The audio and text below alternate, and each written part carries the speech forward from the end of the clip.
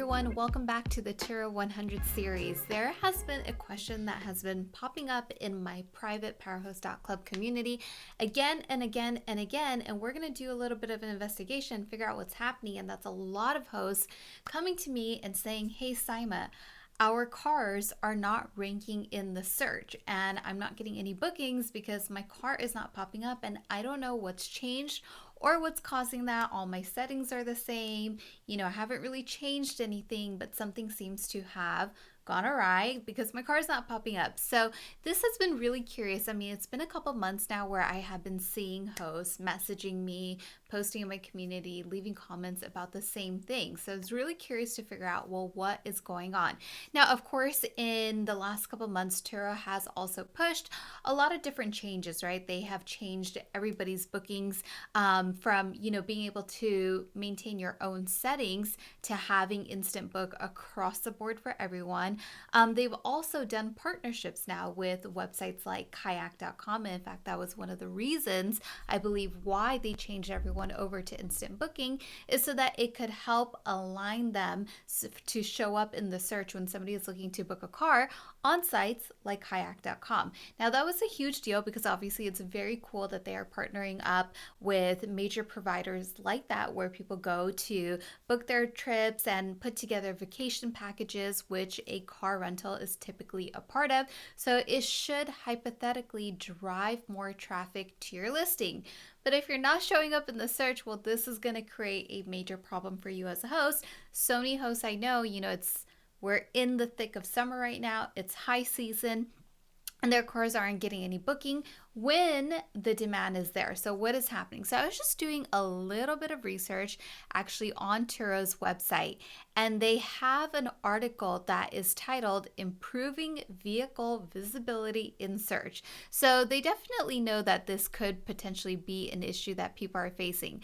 But I have to break this down with you guys because at a quick glance, I found it so interesting in the way that it was written. Now, let me start off by just giving you guys a few quick tips that I personally know work really well to make sure that your vehicle is ranking. So if you have done these few things already and you're still not ranking, then we're going to go through this article and figure out what it might be. So the first thing is that you want to have a minimum of at least 10 photos of your vehicle on your vehicle listing, okay? So that is the bare minimum because it helps in search. If you can max out the number of photos, the better it is, right? The next thing is your vehicle description. So that listing description is really, really important. You want to have a minimum of 190 characters in your description, because if you have less than that, let's just say, you have maybe 50 words in your description, right? And you're not meeting that minimum of 190, you're actually not going to rank as well in the search. And then of course your availability. Now, while everyone has switched over to instant book and your cars are readily available, hypothetically, if you do have, a 12 or 24-hour trip buffer or, essentially creating an advance notice for your listings, well, that's not going to allow you to rank as well either. So these are really the things that Turo is looking for when they are ranking your listings. Now, a lot of my friends in my community have pointed out to me that, they are doing all of these things and they haven't really changed anything, and this is how they've been operating. So how come I'm still not ranking in the search? Well, here's what's interesting. I was taking a look at their website. First of all, they start off with understanding vehicle visibility, and they say Turo uses advanced machine learning models to assign a ranking score to every vehicle listed on the platform. The higher the score, the higher your vehicle will appear in the search results. By making your vehicle stand out, paying attention to performance, and staying active on the platform, you'll increase the likelihood of improving your vehicle's visibility in search and attracting potential guests. When you make updates to your listing that impact your ranking score, it can take up to 5 minutes for our system to process those changes and for you to see your visibility improve.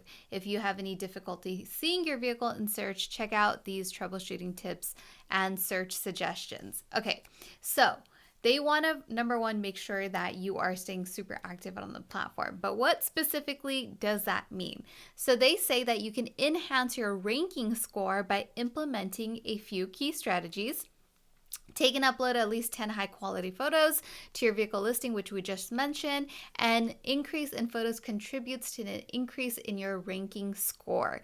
Showcase vehicle condition, cleanliness, and features so guests can clearly see all your vehicle has to offer. And here's the thing that kind of stood out to me.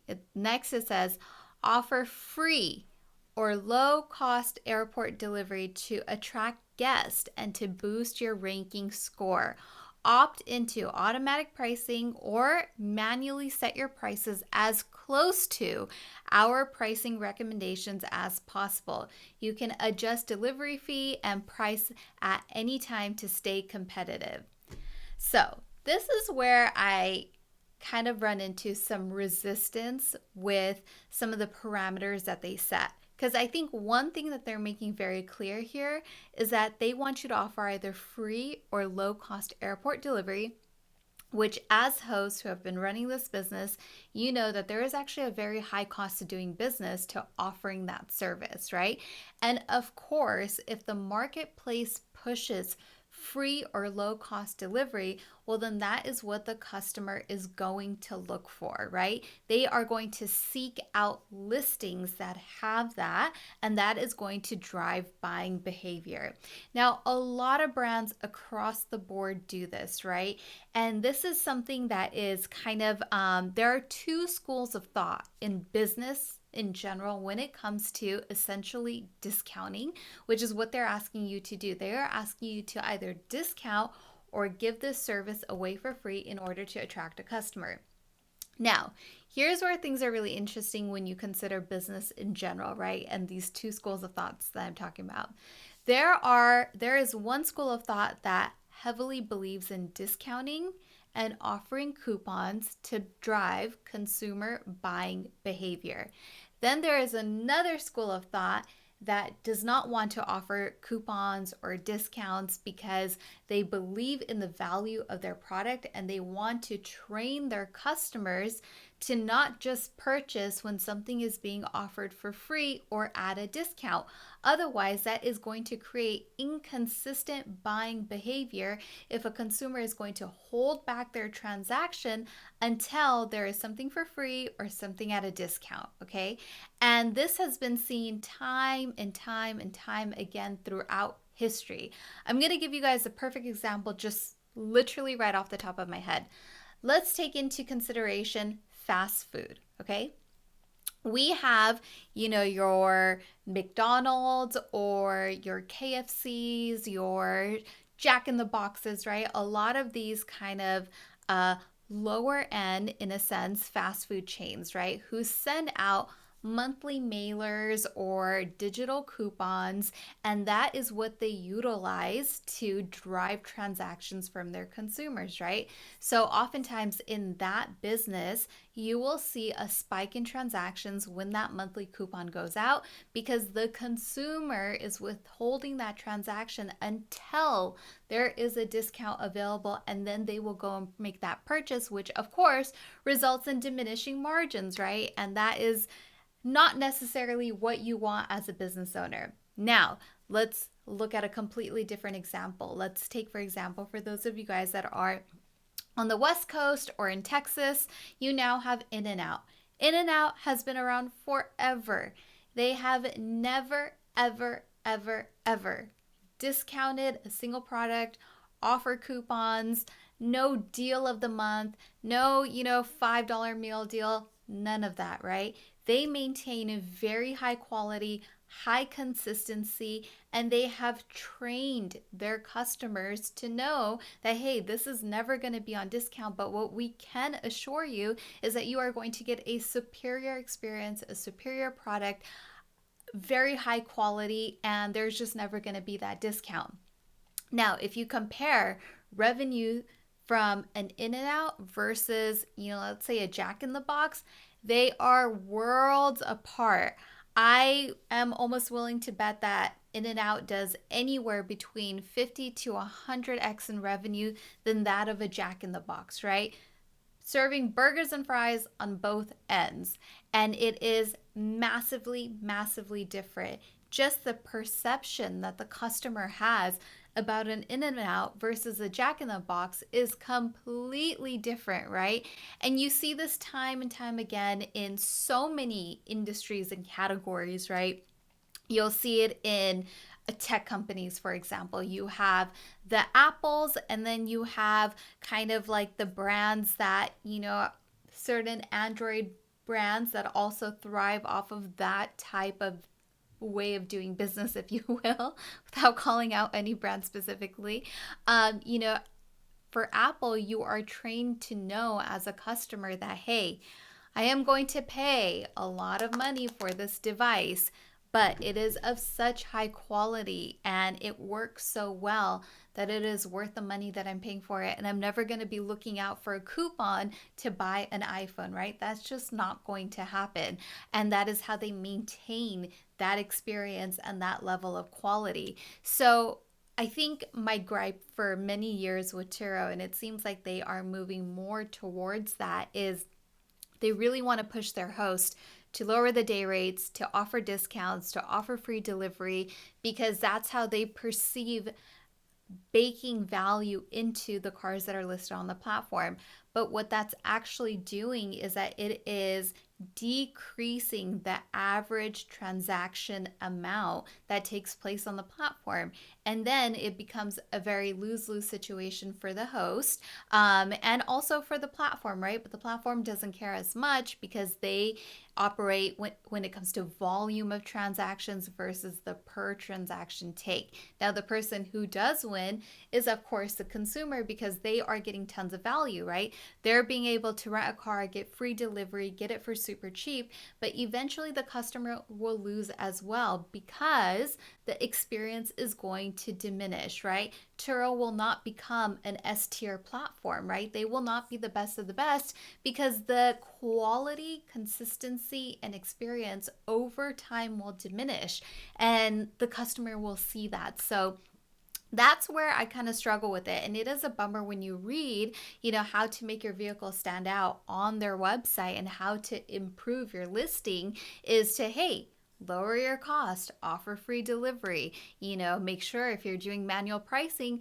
do it real close to the automatic pricing recommendation, right? So when you read these things, it's like, ooh, okay, they really want us to drop these prices to bake in all the value for the customer, but then that is going to result in a lesser experience, right? Because as a host, if you have to manage your costs of doing business, I mean, you're not going to pay, let's just say every single time a car goes out, you're paying $25 for a cleaning, okay?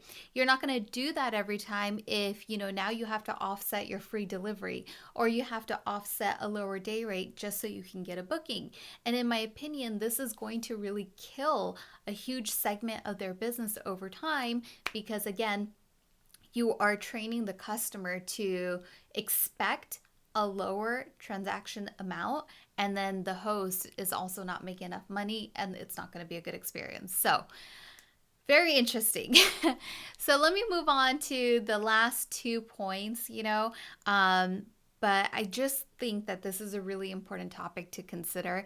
And I would love to hear your guys' feedback because I do think that moves like this over long periods of time, it will either diminish the sort of, if you will, the credentials of the platform, our expectations of the platform, or it's going to really hurt the host when it comes to how much money they can make, and then people won't stay on the platform, right? So they'll lose their reputation, in other words.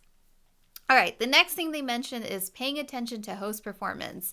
Achieve and maintain high performance ratings to improve your ranking score. This includes keeping your average response time to trip requests low and your vehicle ratings for completed trips high. It means accepting as many requests as possible and fulfilling those trips. Ignoring or declining trip requests and canceling booked trips will lower your score. Turo combines the average of your most recent ratings across all listed vehicles to arrive at your average host rating, which factors into your ranking score. So be consistently responsive and guest focused in managing all of your vehicles. So totally agreed. You want to offer that high level of customer service, but again, it's got to be worth your time and you got to be able to make the money, right? And they have to create an environment on the platform in which you can do so. And lastly, staying active on the platform. So they want you to engage actively with Turo's features and functionalities to help drive your ranking score higher. Stay active by keeping your calendar up to date, refining your vehicle listing description, adding more listing photos, responding promptly to requests to book or change a trip, and take advantage of features and settings to make your listing as appealing as possible. So that is, again, a good sort of obvious to state, and you just want to make sure that you are doing all of those things. Now, one of the things that if you read through these FAQs, which I'm going to drop in the description down below, is they're saying, if you can't find your car when you're doing a search, you might want to adjust the filters to show to match some of the settings that you might have.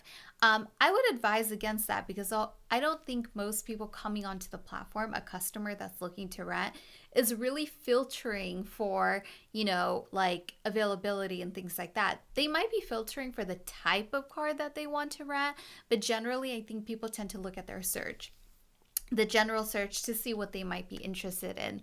So as a final little nugget, one thing I highly recommend is when you are searching for your car, you want to go into an incognito browser, right? So into private browsing, do a search for your vehicle and see if it shows up, and to get a really true idea of what's happening. Because if you are searching for it through your own account, you have a lot of previous search history there and it could mess with the settings. Now, another thing that was shared with me in my community is some people try to snooze their listings and then, relist their cars, and that kind of help with the search as well. So if you find yourself in that position, that might be something that you want to try. So you guys keep this stuff in mind. I'm going to put this down in the description below, but I would just love to know your guys' opinion on this topic. Like, if Turo continues to push lower day rates, free delivery, what is the viability of this business, right? And for those of you that are operating larger fleets, where do you guys find is the most money-making, opportunity, if you will, in the business as a whole? So I would love to know what you guys think. Comment down below. Now remember, this is a part of my Turo 100 video series where I am breaking down every little aspect of this business, and this was a huge topic of discussion in my community lately. If you want to join the community, check out powerhost.club, and we would love to have you as we meet every Monday and talk about all things Turo.